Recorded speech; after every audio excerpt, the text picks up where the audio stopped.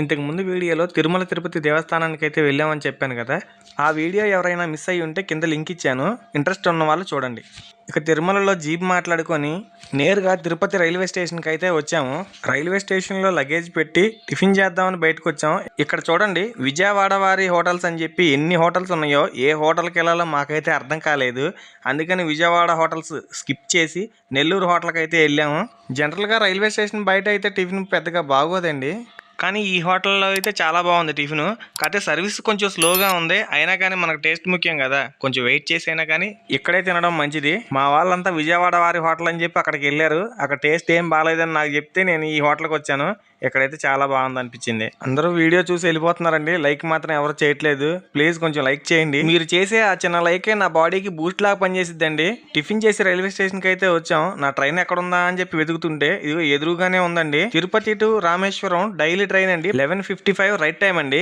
చాలా టైం ఉంది కదా అని చెప్పి మేము రిలాక్స్ అవుతున్నాము. 10:30కి చూసానండి ట్రైన్, అప్పటికే ఆల్మోస్ట్ ఫుల్ అయిపోయారు. రిజర్వేషన్ చేయించుకోలేదండి, జనరల్ లో ఎక్కాలి కదా అని వస్తే జనరల్ లో అసలు ఖాళీయే లేదు. లేడీస్ మొత్తాన్ని లేడీస్ బోగీలు అయితే ఎక్కించాము, జెంట్స్ మొత్తం జనరల్ బోగీలు అయితే ఎక్కాము. ఇక తిరువన్నమల అయితే వచ్చేసాం. అదేనండి మన అరుణాచలం. స్టేషన్ బయటికి వెళ్ళి మనిషికి 30 రూపాయల కాడికి ఆటో అయితే మాట్లాడుకున్నాము. నేరుగా మనల్ని లాకర్ దగ్గర అయితే దింపుతా అన్నాడు.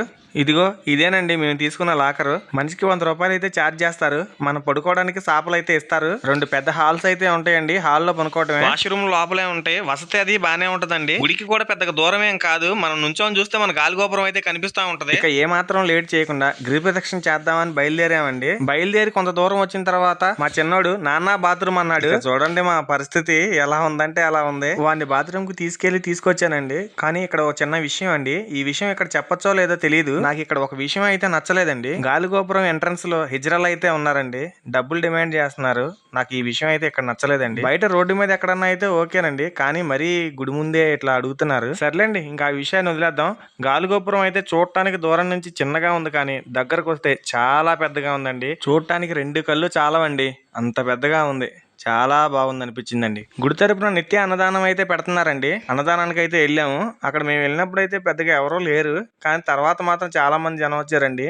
గంట సేపు వెయిటింగ్ చేయాల్సి వచ్చింది. నా బాధ వెయిటింగ్ గురించి కదండి, ఇక్కడ వెయిట్ చేసే బదులు మన గిరి ప్రదక్షిణకి వెళ్తే ఒక 2-3 కిలోమీటర్లన్నా కవర్ చేసేవాళ్ళం. సర్లేండి, ఇంకెలాగో లైన్లోకి అయితే వచ్చేసాం, ఇంకా వెనక్కి తిరిగి వెళ్ళలేం కదా. ఇక భోజనానికి అయితే లోపలికి వెళ్ళామండి. సేమ్ మన తిరుమల తిరుపతి దేవస్థానంలో అయితే ఎలాంటి అన్నదానం జరుగుతుందో ఇక్కడ కూడా సేమ్ అలానే ఉంటదండి అన్నదానం. ఇక్కడ సాంబార్ మాత్రం చాలా బాగుందండి. భోజనం చేసి ఇక బయటకు అయితే వచ్చాం. ఇక దేవుడికి దండం పెట్టుకొని కొబ్బరికాయ అయితే ఒకటి కొట్టాము. ఓం నమ శివాయ. అమ్మా నాన్న గిరి ప్రదక్షిణ చేయలేమన్నారు, అందుకని వాళ్ళతో పాటు పిల్లల్ని కూడా లాకర్ దగ్గరికి అయితే పంపించి మేము నలుగురం అయితే గిరి ప్రదక్షిణకి అయితే బయలుదేరామండి. కరెక్ట్ గా మేము బయలుదేరిన టైం అయితే 6:18 అండి. మేమైతే అరుణాచలం రావడం ఫస్ట్ టైం అండి. ఇంతకు ముందు గిరి ప్రదక్షిణ చేసిన వాళ్ళని అడిగితే 5 గంటల టైం అయితే పట్టిద్ది అన్నారు. గిరి ప్రదక్షిణలో మొదటగా మనకి ఇంద్రలింగం అయితే కనిపిస్తుందండి. దర్శనం చేసుకుని బయటకి అయితే వచ్చాము. గిరి ప్రదక్షిణ చేసేటప్పుడు నాకు చాలా డౌట్లు అయితే వచ్చాయండి. మన ఊరు కాదు, మన భాష కాదు, దారి తప్పితే ఏంటా పరిస్థితి అని అనిపించింది. కానీ అలాంటి అనుమానాలు ఏమీ అవసరం లేదండి. ఎప్పుడు ఎవరో ఒకళ్ళు గిరి ప్రదక్షిణ చేస్తూనే ఉంటారు. ఆ పరమేశ్వరుడు మన పక్కనే ఉండి మనతో గిరి ప్రదక్షిణ చేయిస్తూ ఉంటాడు. దారి పొడవునా చాలా దేవస్థానాలు అయితే ఉన్నాయి. మనకి ఇక్కడ రూట్ మ్యాప్ అయితే ఇచ్చారండి. మనం ఎక్కడున్నాం, ఎక్కడ వరకు వెళ్ళాలి, మధ్యలో ఏమేమి ఉన్నాయి అనేది డీటెయిల్స్ మొత్తం దీంట్లో కనిపిస్తాయి. ఫస్ట్ 4 కిలోమీటర్లు గంటలు వెళ్ళామంటే మీరు నమ్ముతారా, కానీ వెళ్ళామండి బాబు. ఈ లెక్కను లెక్కేసుకుంటే మొత్తం 4 గంటల్లో కంప్లీట్ చేయొచ్చు అనుకున్నాము, కానీ మాకు 5 గంటల టైం అయితే పట్టింది. దారిలో గాజులు అయితే కనపడ్డాయి, చూడటానికి చాలా అందంగా ఉన్నాయి. డజన్ అంతా అని అడిగితే 100 రూపాయలు అన్నారు. మా లేడీస్ కి అయితే నచ్చలేదు. ఇక్కడ డజన్ 100కు వద్దని తిరుచానూరు అమ్మవారి గుడి దగ్గర అయితే 150 రూపాయలకి అయితే కొనుక్కున్నారు. అదే మ్యాజిక్. ఇక యమలింగానికి అయితే వచ్చేసాము. ఇక్కడ దర్శనం చేసుకొని ఇంకా బయలుదేరాము. దారిలో వెళ్తుంటే మాకు జింకలు అయితే కనిపించాయి. జింకను చూసి హ్యాపీగా అయితే ఫీల్ అయ్యాము. తిరుపతిలో జూ పార్క్ వెళ్ళి అక్కడ చూద్దాం అనుకున్నాం, కానీ టైం చాలక మిస్ అయ్యాము. ఈ జింక చూడండి, మేము ఇంకా ఆహారం ఏమన్నా పెడతామేమో అని చెప్పి చూస్తుంది. చాలా క్యూట్ గా ఉంది కదా. మీరు ఎప్పుడైనా జింకను చూసారా? చూసింటే నాకు కామెంట్ చేయండి. మా ఫ్యామిలీ మెంబర్స్ అయితే జింకను చూసి చాలా హ్యాపీగా ఫీల్ అయ్యారు. రోడ్డు పొడవునా ఎక్కడ చూసినా కానీ సాధువులు అయితే ఉన్నారు. ఇక నైరుతి లింగానికి అయితే వచ్చేసాము. ఇక్కడ కూడా దర్శనం చేసుకొని బయటకి అయితే వచ్చాము. మనం చూడాలే కానీ రోడ్డు పొడవునా కూడా టెంపుల్స్ ఉన్నాయి. ప్రతి టెంపుల్ దర్శనానికి అయితే వెళ్ళొచ్చాం అనుకోండి, 1 డే చాలదు, అన్ని టెంపుల్స్ అయితే ఉన్నాయి. ఇక్కడ చూడండి, కొబ్బరి బొండం 20 రూపాయలకే ఇస్తున్నాడు. అందుకని తల కొబ్బరి బొండం అయితే తాగాము. ఇదే కాదండి, దారిలో చెరుకు రసం కూడా తాగాము. ఆ వీడియో తీయడం మిస్ అయ్యాను. చల్లని చెరుకు రసం కేవలం 10 రూపాయలకైతే ఇస్తున్నారండి ఇక్కడ. అలా మాట్లాడుకుంటూ సూర్యలింగానికి అయితే వచ్చేసాము. టెంపుల్ అయితే క్లోజ్ అయిపోయింది. బయట నుంచే దండం పెట్టుకొని బయలుదేరాము. ఇంకా అడుగడుగునా ఇలాంటి బోర్డ్స్ అయితే పెట్టారండి. నాకు చాలా బాగా అనిపించింది. కొత్త వాళ్ళకి కూడా ఈ రూట్ మ్యాప్ చూసుకొని దీని ప్రకారం అయితే వెళ్తారు. వరుణలింగానికి అయితే చేరుకున్నామండి. ఇక్కడ కూడా టెంపుల్ క్లోజ్ అండి. ఇక్కడే కదండి, ఏ టెంపుల్ దగ్గర అయినా సరే క్లోజ్ అయిపోయినప్పటికి కూడా మనం దర్శనం చేసుకోవడానికి వీలుగానే ఉంటుంది. వరుణలింగం దగ్గర అయితే కాసేపు రిలాక్స్ అయ్యాము. జోకులు వేసుకుంటూ కాసేపు మాట్లాడుకుంటూ నవ్వుకున్నామండి. చాలా సరదాగా అనిపించింది. ఎప్పుడు మూడీగా ఉంటూ మొహం అని పెట్టుకుంటే ఏం బాగుంటుంది చెప్పండి. సరదాగా నవ్వుకుంటూ నలుగురు నవ్విస్తేనే కదా మనకి ఆరోగ్యం, వాళ్ళకి ఆరోగ్యం. మీరు నవ్వండి, నలుగురు నవ్వించండి. మాది మంగళగిరి. మా సైడ్ ఇట్లా గుంట పూనులు వేస్తారు. వాటిని మేము పులి బంగారాలు అంటాము. మీ సైడ్ ఏమంటారో కామెంట్ చేయండి. ఇవి అరుణాచలంలో కూడా దొరకటం చాలా ఆశ్చర్యంగా ఉంది. ఇక్కడ చూడండి, మనకి కాళ్ళు నొప్పులు ఉంటే వీటిలో పెట్టుకుని రిలాక్స్ అయితే అవ్వచ్చు. మేమైతే రిలాక్స్ అవ్వాలని అయితే అనుకోవట్లేదు. మా అత్తగారు అందరికి సాక్స్లు అయితే తీసుకున్నారు. గిరి ప్రదక్షిణలో సాక్స్లు అయితే వేసుకోవచ్చో లేదో నాకైతే తెలియదు. మీకు తెలిస్తే కామెంట్ చేయండి. కాళ్ళు చూసారుగా ఎలా అయిపోయినాయో. ఇక నలుగురు సాక్స్లు వేసుకొని అక్కడి నుంచి గిరి ప్రదక్షిణ చేయడం అయితే మళ్ళీ మొదలు పెట్టాము. మన ఊరు కాదు, మన భాష కాదు, మన ప్రాంతం కాదు, మన రాష్ట్రం కాదు, ఇంత ధైర్యంగా ఎక్కడికో వచ్చి గిరి ప్రదక్షిణ చేస్తున్నాము అంటే అంతా పరమేశ్వరుడి దయే. ఇప్పటి వరకు హాఫ్ అయితే కంప్లీట్ చేసామండి. ఇక వాయులింగానికి అయితే వచ్చాము. ఆ పరమేశ్వరుడి దర్శనం మీరు కూడా చేసుకోండి. సోమవారి దర్శనం అనంతరం చంద్రలింగానికి అయితే వెళ్ళాం. అక్కడ కూడా దర్శనం చేసుకొని బయటకు వచ్చాం. దారిలో ప్రసాదం పెడుతుంటే తీసుకున్నాము. తలా కప్పు తీసుకొని తిన్నాం. అదేంటో దారి పొడుగునా ఏవేవో తిన్నాం, ఏవేవో తాగాం. అన్నీ ఇట్టే అరిగిపోతున్నాయి ఏంటో మరి. ఫస్ట్ 1 అవర్లో 4 కిలోమీటర్లు నడిచామని చెప్పాను కదా. నెక్స్ట్ అవర్లో 1 కిలోమీటర్ మాత్రమే నడవగలిగామండి. ఫారినర్స్ కూడా వచ్చారండి. అక్కడక్కడ కనిపించారు, కానీ అందరినీ కవర్ చేయలేకపోయాను. ఇక కుబేరలింగానికి అయితే వచ్చేసామండి. గుడి ఎంట్రన్స్ అయితే ఇదేనండి. ప్రతి గుడి ముందు కూడా ఇలా దీపారాధన అయితే చేస్తున్నారు. సోమవారం దర్శనం చేసుకోండి.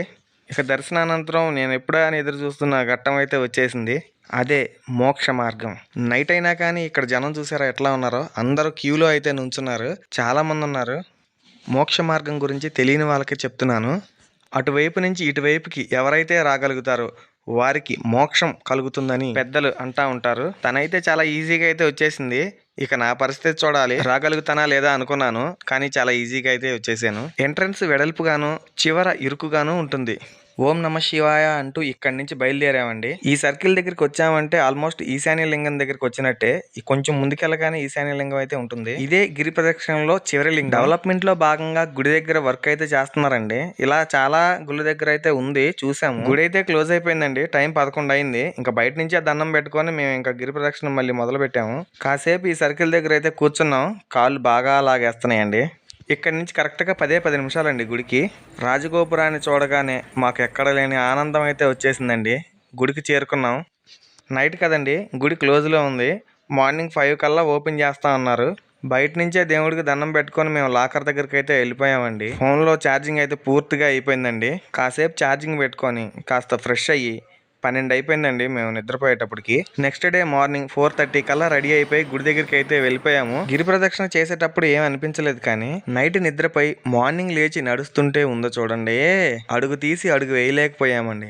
దర్శనం కోసం క్యూ లైన్ లోకి అయితే వచ్చాము. గుడి ఇంకా ఓపెన్ చేయలేదు. మార్నింగ్ 5:30కి అయితే గుడి ఓపెన్ చేశారు. సెల్ ఫోన్ తీసుకొని గుడిలోకి అయితే వెళ్ళొచ్చు, కానీ వీడియోలు అయితే తీయకూడదు. అందుకని నేను లోపల ఏమీ తీయలేదు, బయట వరకు తీశాను. గుడి చాలా బాగుందండి.